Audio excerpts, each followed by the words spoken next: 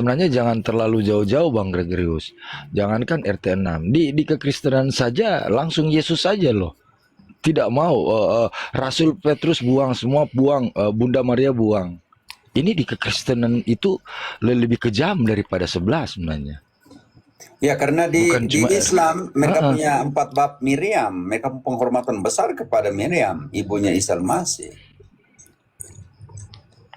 tapi pendeta-pendeta Protestan bilang buang semua itu ajaran para rasul karena kita harus semua langsung ke Yesus. Itu yang dulu saya. Kalau tidak Kita harus salah ke pendeta Yesus dulu. MIMK bilang orang kudus tidak penting, para rasul tidak penting lagi kan? Sebut saja mereka kaum RT 16, jangan sebut Protestan. Ya memang kalau Protestan harus sebut Protestan, ya mau bilang mana? Memang protes saya harus omong bagaimana? Kadangkah saya suka menyamarkannya dengan menyebutnya RT 16. Ya karena mereka di Protestan juga mereka tidak terima, karena itu mereka KTP sekarang bukan Protestan kan, sekarang Kristen kan. Mereka sendiri tolak. Mereka sendiri protes, mereka pun nama mau bilang apa?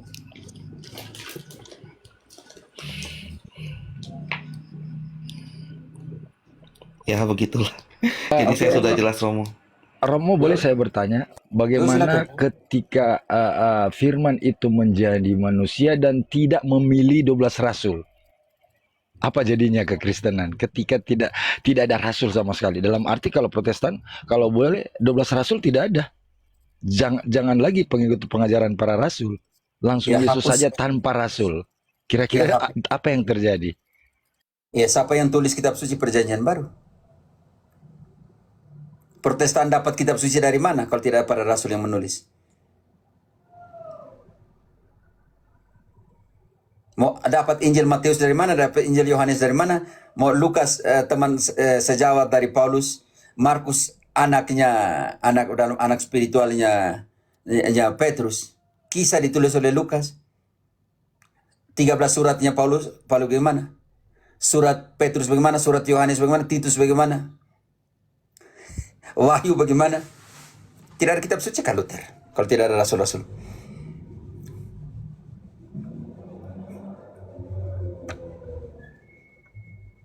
Berarti Protestan di mana? Tidak tahu. Secara otomatis tidak ada pengajaran yang bisa diteruskan kalau tidak ada para rasul. Pengajaran dari Yesus itu sendiri, iya. Tidak ada. Ya bagaimana? Bagaimana Protestan ada kalau tidak ada kitab suci? Mereka bilang Protestan lahir dari kitab suci. Sedangkan Yesus bilang dalam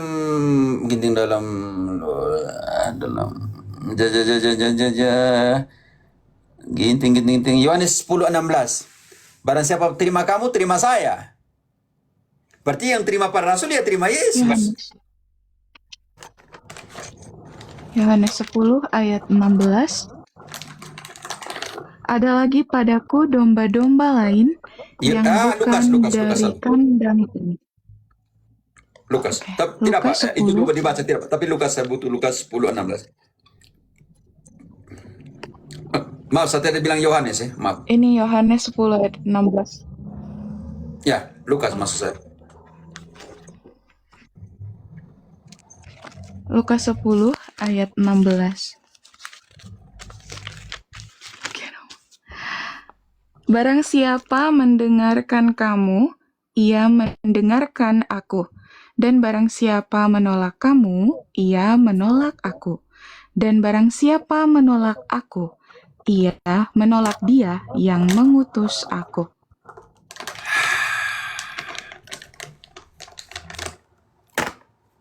Luther.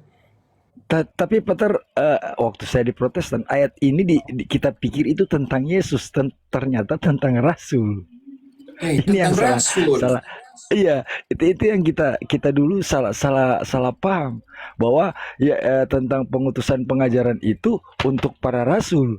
Kita berpikir ada untuk kita Yesus yang terima sendiri. rasul atau tidak. Kalau kita terima para rasul, terima Yesus. Kalau kita terima Yesus, terima Bapa yang mengutus dia. Macam di situ ada missio Dei, missio Cristo, dan missio Ecclesia. Melalui fundamentasi bahwa gereja didirikan di atas dasar para rasul. Rasul. Jadi ayat itu waktu itu dipikirkan terima Yesus, bukan yang terima Tentang para Yesus. rasul. Yang kita pikirin dulu itu tentang Yesus, itu ajaran para pendeta. Ternyata itu ke para rasul. Iya. Biar para rasul meneruskan. Iya, sekarang kita lihat kuasa itu diberikan kepada para rasul. Oke, bantu dulu. Ratu 28, Matius 28 ayat ke-15. Kalau tidak salah, mulai dari situ Yesus berkumpul dengan siapa?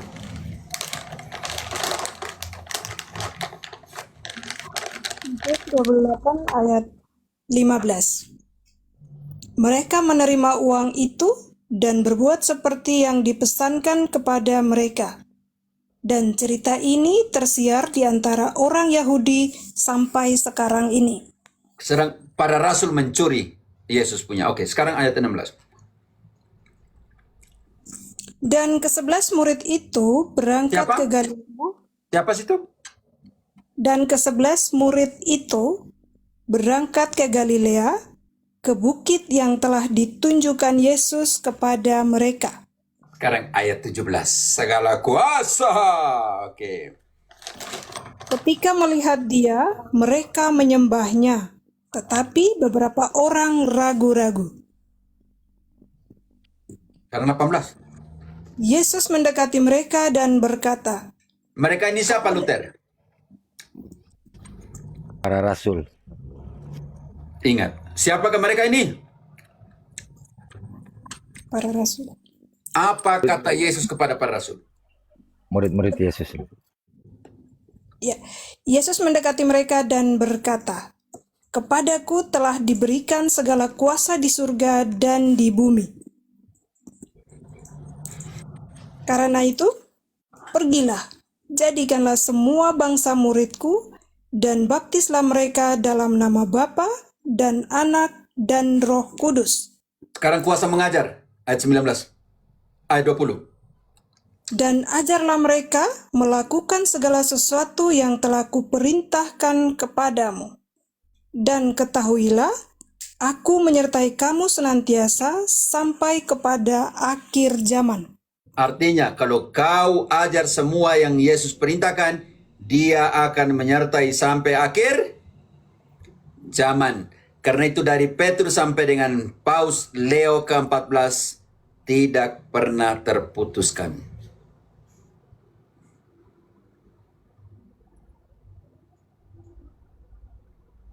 Berarti kalau saya Protestan menentang bahwa Yesus punya gereja, artinya mereka menentang ayat ini. Dan ketahuilah, aku menyertai kalian sampai akhir zaman. Menentang sendiri ketika Matius 16:18 mengatakan, dan tak ada satu kuasa maut pun yang bisa mengalahkannya. Engkaulah Petrus, di atas batu karang ini aku akan mendirikan gerejaku, dan tak satu kuasa maut pun yang bisa menghancurkannya. Kalau seandainya mereka bilang Yesus tidak punya gereja, artinya mereka sedang mengatakan Yesus menipu dirinya sendiri.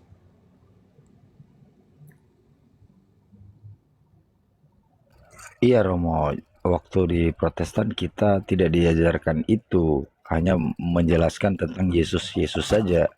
Tapi untuk kuasa mengikat dan melepas itu kita hanya berdasarkan Yesus saja, tapi tidak menjelaskan tentang ayat-ayat itu, tentang Matius 16 ayat 18 sampai 19. Jadi mencoba menghindari, artinya secara tidak langsung mereka menolak para rasul yang Yesus tunjuk. Nah, ini yang memang setelah saya masuk Katolik pelajari, oh ini ternyata memang rasul itu penting. Ketika Yesus naik diangkat ke sorga, mereka lah yang meneruskan ajaran yang kami terima dari Yesus dan kami teruskan. Dan kami adalah pelayan-pelayan dari misteri, rahasianya Kristus. Kami adalah pelayannya. Dan gereja didirikan di atas dasar para rasul kan? Efesus 2 ayat 20. Yang didirikan di atas dasar para rasul, para nabi, dan Kristus sebagai batu penjuru. Bagaimana mau tolak fundamentasi pendirian gereja? Makanya kau bilang, tanpa para rasul bagaimana Kristus mendirikan gerejanya? Bayangkan, tanpa memanggil para rasul, bagaimana siapa yang meneruskan? Ketahuilah aku menyertai kalian sampai akhir zaman. Oh, menyertai kalian, para rasul sudah meninggal atau tidak, Luther? Belum. Para rasul sudah meninggal atau belum yang terima mandat tadi? 11 rasul yang tadi dalam Matius 28 ayat ke-22, ajarkanlah semua yang kuperintahkan dan ketahuilah aku menyertai kalian sampai akhir masih zaman. hidup, Para Pater. rasul sudah mati secara fisik atau tidak? Masih hidup, Pater. Ya, aduh, gimana? Sekarang sudah meninggal. Luther, bagaimana? Sekarang tidak ada lagi penerus para rasul yang masih bertahan. Yang penerus saya bukan tanya penerus, saya tanya penerus. yang terima Siap. itu, yang terima mandat untuk mengajarkan segala perintah itu masih hidup atau tidak lagi di bumi ini? Sudah tidak lagi. Berarti semua Yesus punya yang diajarkan dia berhenti ketika para rasul mati? Masih terus. Iya, kalau begitu harus ada namanya suksesi apostolik. Apostolik. Yang kuterima, kuteruskan kepada kalian. Dan teruskanlah itu kepada kalian. Maka ini yang kita namakan paradosis. Yang kuterima, kuteruskan. Tradisi. Yang kuterima, kuteruskan. Ini seperti yang Kristen teologi tidak. Saya bilang jelaskan arti terminologi paradosis tradisi di dalam kitab suci. Bingung sana, bingung ke sini, mau buat apa nih? Lebih kau turun, daripada kau bingung sana, bingung sini, tidak jelas. Maaf tadi, Pater, soalnya anak bertanya, jadi saya tidak fokus tadi. Sempat apa? Ya, tetapi bukti sejarah bahwa ada para rasul dalam gerejanya yang menerima. Lukas 10 ayat 23, berbahagialah kalian yang melihat ini. Sedangkan para nabi berjuang untuk melihat dan tidak melihatnya. Karena itu, kalau ada suksesi apostolik, berbahagialah. Karena ada fundamentasi apostolik, berbahagialah. Karena Yesus sendiri mengatakan kepada para rasul dalam Lukas 10 ayat 23 kepada para rasul ini. Lukas 10 ayat 23. Sesudah itu, berpalinglah Yesus kepada murid-muridnya tersendiri dan berkata, berbahagialah mata yang melihat apa yang kamu lihat. Lanjut. Karena aku berkata kepada kamu, banyak nabi dan raja ingin melihat apa yang kamu lihat, tetapi tidak melihatnya. Dan ingin mendengar apa yang kamu dengar, tetapi tidak mendengarnya. Alex, di dalam sistem pengadilan Indonesia, kalian butuh saksi atau tidak? Butuh, sangat butuh. Kalau tidak ada saksi yang melihat peristiwa Yesus ini, bagaimana engkau percaya? Tidak bisa, itu statusnya klaim. Dan kami adalah saksi-saksinya. Dan aku adalah saksinya, kata Petrus. Dari semua penderitaannya. 1 Petrus 5 ayat 1. Aku adalah saksi dari penderitaan Yesus. Kalau saksi yang omong ini kau tidak percaya, bagaimana lagi? 1 Petrus 5 ayat 1. Aku menasihatkan para presbiter di antara kamu, aku sebagai teman presbiter dan saksi penderitaan Kristus, yang juga akan mendapat bagian dalam kemuliaan yang akan dinyatakan kelak. Kalau Petrus sebagai saksi cerita itu kepada engkau percaya tidak, Alexander? Percaya 100%. Lalu Protestan terima dari saksi siapa? Nah ini Pater, mereka mengatakan dengan kebangunan dari Roh Kudus, jadi langsung dari atas. Coba Pater bantu untuk jahit hubungannya, apakah ini kontradiksi antara prinsip kerja Roh Kudus yang diklaim Protestan dengan sabda Yesus yang kekal 2000 tahun yang lalu. Oke, prinsip dasar kerja Roh Kudus. Roh Kudus diberikan kepada siapa? Ini prinsip pertama. Yohanes 20 ayat 25.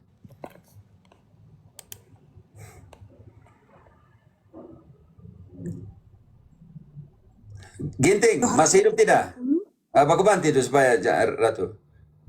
Kalau satu sudah, satu tidak sebut nama lagi. Kalian saling baku offersnya. Yohanes 20 ayat 20. Ratu, kasih dulu yang lain supaya baku bagi maksudnya begitu. Oh ya, Roh.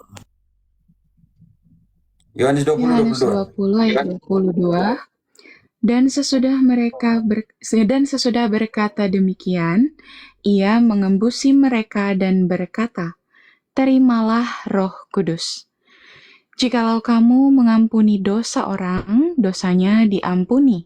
Dan jikalau kamu menyatakan dosa orang tetap ada, dosanya tetap ada." Untuk menjadi saksi, Ratu, Kisah 1 ayat 8. Friska, engkau siap 5, Kisah 5 ayat 32. 32 ya. Ya 32. Kisah 1 ayat 8. Kuasa, kalau Roh Kudus turun ke atas kamu, dan kamu akan menjadi saksiku di Yerusalem dan di seluruh Yudea dan Samaria dan sampai ke ujung bumi. 5 ayat 32, Friska. Dan kami adalah saksi dari segala sesuatu itu. Kami dan Roh Kudus yang dikaruniakan Allah kepada semua orang yang mentaati Dia. Dan sekarang, Alex, pertanyaan saya, logika pertama, siapa yang menerima Roh Kudus? Para rasul. Para rasul. Sekarang, transmisi melanjutkan karunia Roh Kudus itu melalui apa? 8 ayat ke-18. Ada pertentangan di situ dengan Simon Mago. Melalui siapa Roh Kudus ditransmisi? Kisah Para Rasul 8 ayat 18. Ketika Simon melihat bahwa pemberian Roh Kudus terjadi oleh karena rasul-rasul itu menumpangkan tangannya, ia menawarkan uang kepada mereka, serta berkata, Tahan dulu. Melalui apa, Alex? Roh Kudus ditransmisi? Penumpangan tangan Penentangannya para siapa? rasul. Para rasul. Sekarang, apa kata Simon Mago nih? serta berkata, "Berikanlah juga kepadaku kuasa itu, supaya jika aku menumpangkan tanganku di atas seseorang, ia boleh menerima Roh Kudus." Apa kata Petrus? Tetapi Petrus berkata kepadanya, "Binasalah kiranya uangmu itu bersama dengan engkau, karena engkau menyangka bahwa engkau dapat membeli karunia Allah dengan uang." Sekarang apa kata Petrus? Engkau tidak mendapat bagian. Baca.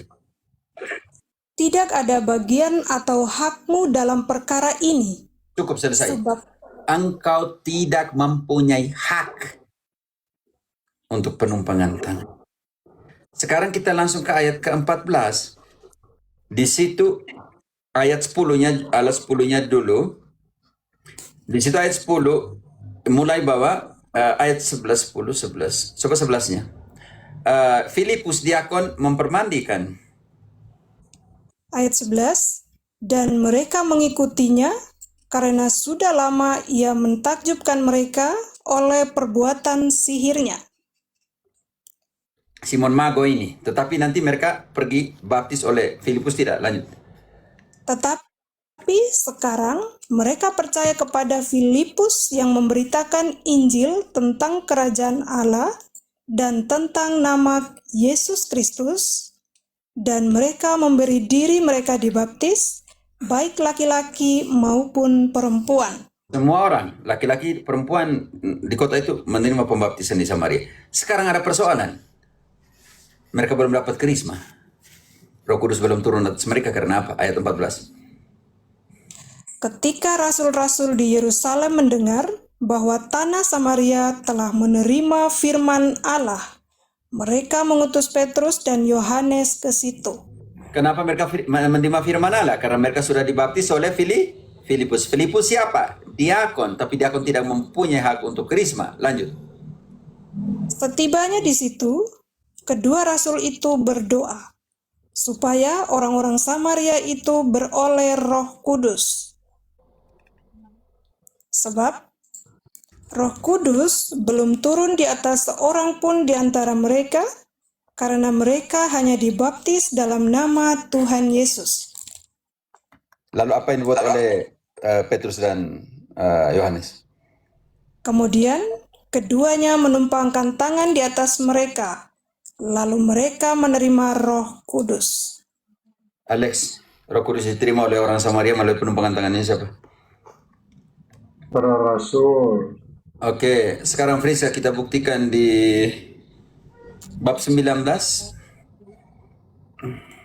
ayat ke-6.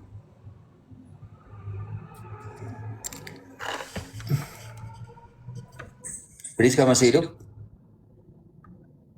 Maaf, Romo. Di mana tadi?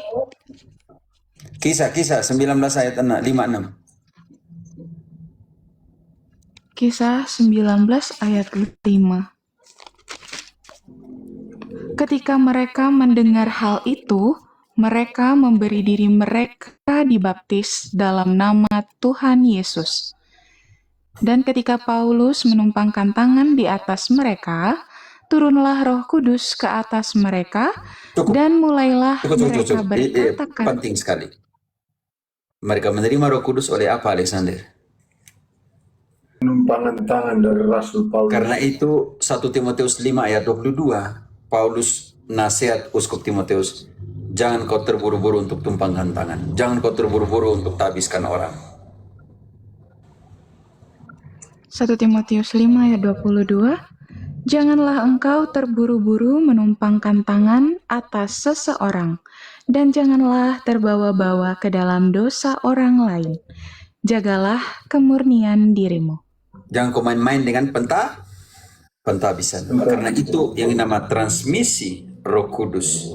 Pemberian kuasa Roh Kudus melalui penumpangan tangan para rasul. Makanya tidak bisa mengatakan bahwa tadi malam saya mimpi.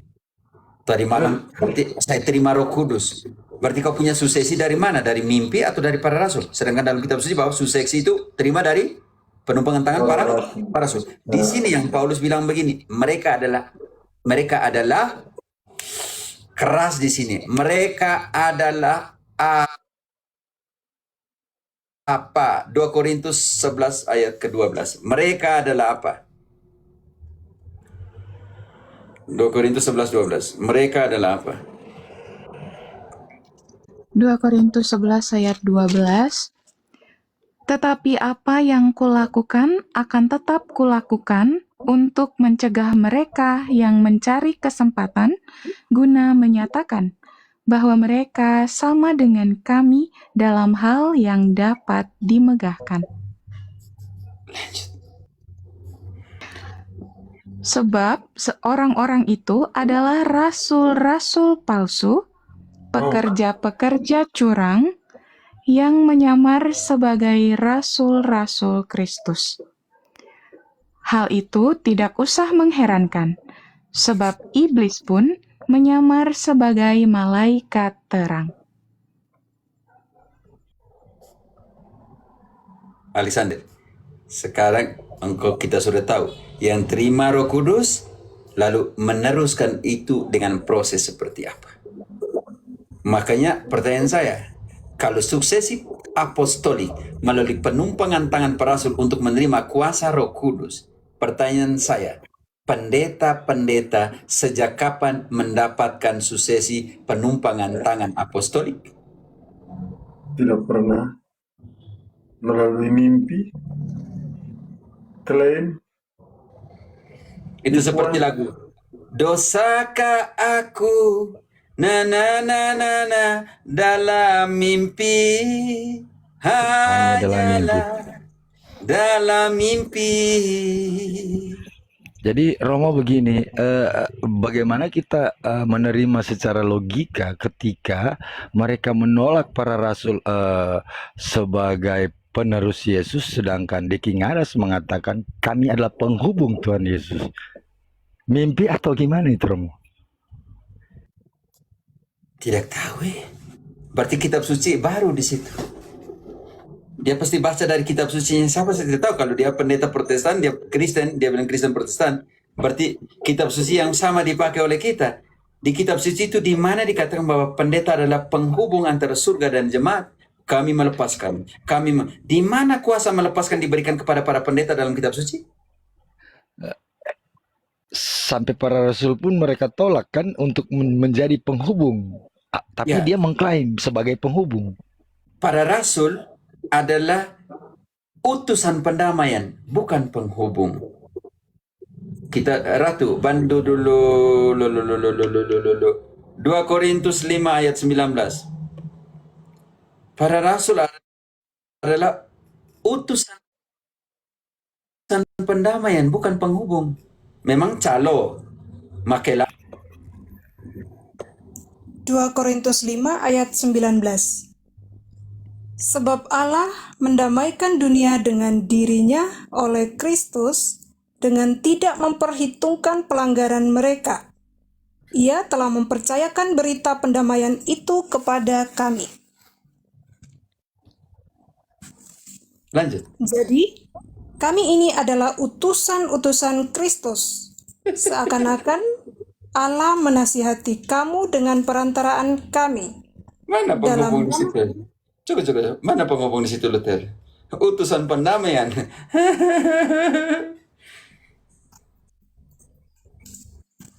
Luther, di mana penghubung di situ? Ya Romo, jadi apa namanya, ketika mereka ingin buang para rasul, sadis ya.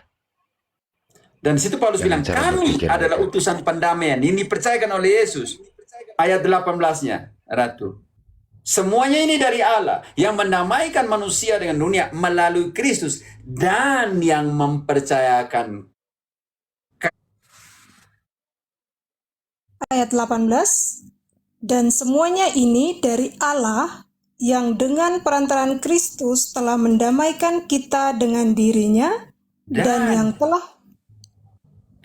telah mempercayakan pelayanan pendamaian itu kepada kami. Cukup. Hamba kecil, pelayan kecil dari misteri Allah. Karena itu kembali Friska 1 Korintus 4 ayat 1 dan 2. Kami adalah pelayan dari misteri itu. Kami adalah administrator yang tidak diterjemahkan di situ. 1 Korintus 4 ayat 1, demikianlah hendaknya orang memandang kami sebagai pelayan-pelayan Kristus, yang kepadanya dipercayakan rahasia Allah, yang akhirnya dituntut dari pelayan-pelayan yang demikian ialah bahwa mereka ternyata dapat dipercayai. Itu hebat sekali Paulus. Kalau kita baca terus sampai di bawah biar tidak usah sudah. Karena itu belajar, bongkar kitab suci, teliti dia, jangan lupa sejarah, jangan lupa tradisi, jangan lupa dua paru-paru dalam kekristenan, tradisi dan kitab suci, jangan lupa. Saya masih ada buat sedikit tentang dua paru-paru dalam iman kekristenan. Pater, apakah dapat dinilai menolak pengajaran para rasul karena kesengajaan sama dengan menghujat Roh Kudus? Iya, karena untuk kuasa untuk menjadi saksi itu diberikan kepada para rasul. Ini jadi persoalan. Apakah itu menjadi dosa tak terampuni? Kalau kita ambil contoh sampel di dalam Kisah 5, mereka sudah mengatakan kepada Petrus, Ananias dan Safira, istrinya, untuk menyerahkan itu. Nanti kita lihat dosa melawan siapa di dalam manipulasi mamon di situ. Frisk, Kisah 5 ayat 1 sampai 10, tapi setiap ayat engkau berhenti. Kisah 5 ayat 1, ada seorang lain yang bernama Ananias. Ia beserta istrinya Safira menjual sebidang tanah. Lanjut, apa yang terjadi? Dengan apa? Mereka bilang kepada para setahu rasul. Dengan setahu istrinya, ia menahan sebagian dari hasil penjualan itu dan sebagian lain dibawa dan diletakkannya di depan kaki rasul-rasul. Lanjut. Kata Tetapi Petrus, Petrus berkata, Ananias, mengapa hatimu dikuasai iblis sehingga engkau mendustai Roh Kudus tahan dulu dan situ. menahan sebagian Alexander, dari hasil penjualan? siapa yang mendustai Roh Kudus? Ananias dan Safira. di situ Safira tidak tahu, tetapi berpartisipasi secara tidaklah langsung sebagai istri. Di situ ayat mengatakan tanpa sepengetahuan Safira. Berarti Safira tidak tahu atau tahu? Tahu. Tahu Romo, Tidak. tahu. Tanpa sepengetahuan. Baca kembali ayat itu. Priska. Analisa kalimat per kalimat. Tetapi ya, ayat 3, tetapi Petrus berkata, Jangan. Ananias, Ayat sebelumnya. Tanpa sepengetahuan Safira. mengapa Ayat 2. dengan setahu istrinya, ia menahan sebagian dari hasil penjualan itu. Tahan dulu situ. Dan sebagian lain, Sekarang kita pakai logika terbalik. Safira berpartisipasi dalam pengetahuannya atau tidak? Alex. Berpartisipasi. Berpartisipasi. Walaupun dia tidak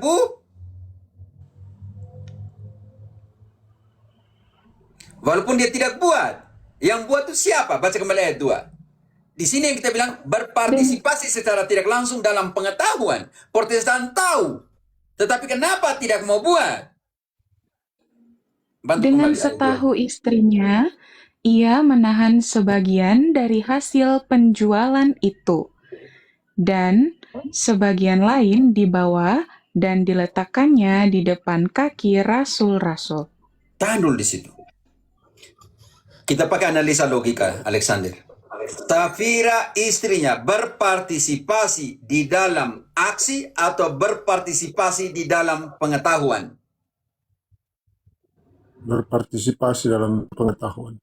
Dia tahu dengan pengetahuan, dengan sepengetahuan istrinya, artinya dia tidak lakukan, tetapi dia tahu bahwa suaminya buat itu. Betul. Dengan kesadaran. Ya, makanya dengan kesadaran. Dia tahu. Oke, apa yang terjadi, kata Petrus? Di hadapan para rasul. Tetapi Petrus berkata, Ananias, mengapa hatimu dikuasai iblis sehingga engkau mendustai Roh Kudus dan menahan sebagian dari hasil penjualan tanah itu? Tahan dulu ayatnya. Selesai. Alexander, engkau mendustai siapa? Ananias. Di situ. Mendustai Roh Kudus. Garis bawahi karena pertanyaan tentang Roh Kudus. Di situ mendustai Roh Kudus. Lanjut ayatnya. Kita lihat. Sekarang dia tidak kasih semua uang. Dalam pengertian itu dia mendustai Roh Kudus. Lanjut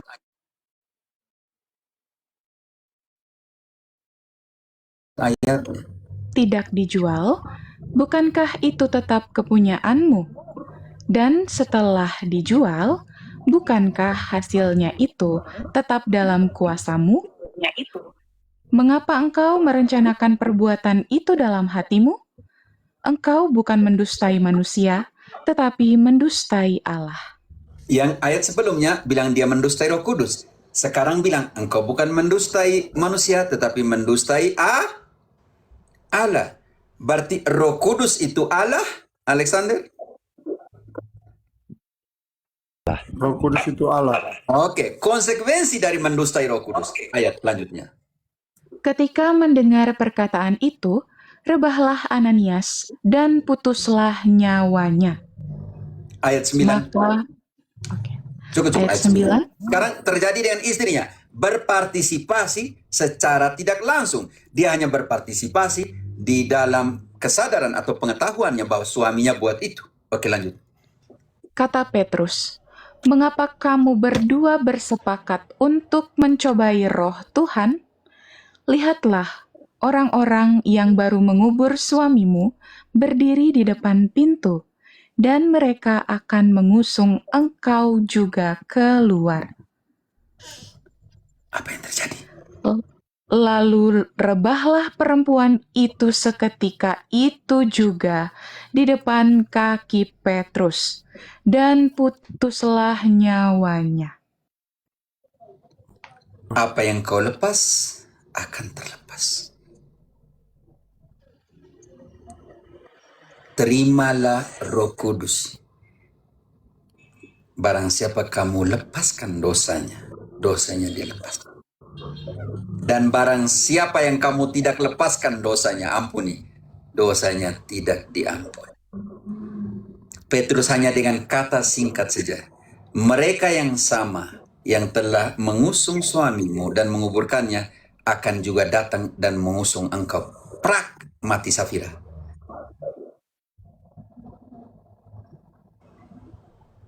Sekarang bagaimana Protestantisme? Katanya, kami kan terima dari nenek moyang kami, kan tidak tahu kan terima dari Luther. Tetapi kamu berpartisipasi dalam pengetahuan Luther. Kalian berpartisipasi dalam pengetahuannya Calvin. Kalian sepengetahuannya Calvin dalam pengertian kalian meneruskan ajaran itu. Doktrin itu yang dibuat oleh para pendirimu, bukan oleh Yesus. Karena itu Alexander, milikilah pikiran Kristus. Filipi 2 ayat 5. Milikilah pikiran dan perasaan Kristus. Dan di dalam 1 Korintus 2 ayat 16, siapakah yang memiliki pikiran Kristus? Para rasul atau tidak?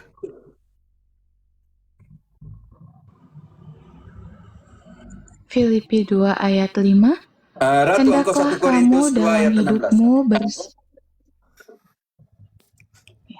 Hendaklah kamu dalam hidupmu bersama menaruh pikiran dan perasaan yang terdapat juga dalam Kristus Yesus. Sekarang siapa yang memiliki pikiran Kristus? 1 Korintus 2 ayat 16. 1 Korintus 2 ayat 16. Sebab siapakah yang mengetahui pikiran Tuhan sehingga ia dapat menasihati dia? Tetapi kami memiliki pikiran Kristus. Karena itu, ketika dia menasihati, yang memiliki pikiran Kristus ini, Friska 2 Korintus 5 ayat ke-20, kalau tidak 19, coba 20. Kami 2 para rasul Korintus 5 memiliki ayat pikiran Kristus. Kalau kami menasihati, ayat 20, Romo. seolah-olah siapa yang menasihati kalian? Jadi, kami ini adalah utusan-utusan Kristus. Seakan-akan Allah menasihati kamu dengan perantaraan kami. Dalam nama Kristus, kami meminta kepadamu, berilah dirimu didamaikan dengan Allah. Karena kami memiliki pikiran Kristus, maka baca kembali ayat 20, maka Friska baca kembali, maka. Jadi, Karena kami memiliki pikiran Kristus pada rasul, Paulus yang sama, maka. Jadi kami ini adalah utusan-utusan Kristus. Seakan-akan Allah menasihati kamu dengan perantaraan kami. Dalam nama Kristus, kami meminta kepadamu, berilah dirimu didamaikan dengan Allah. Kalau kami tidak memiliki pikiran Kristus, kenapa Paulus bilang begitu? Berdamailah dengan Allah melalui kami, seolah-olah Kristus menasihati kalian. Karena kami memiliki pikiran Kristus.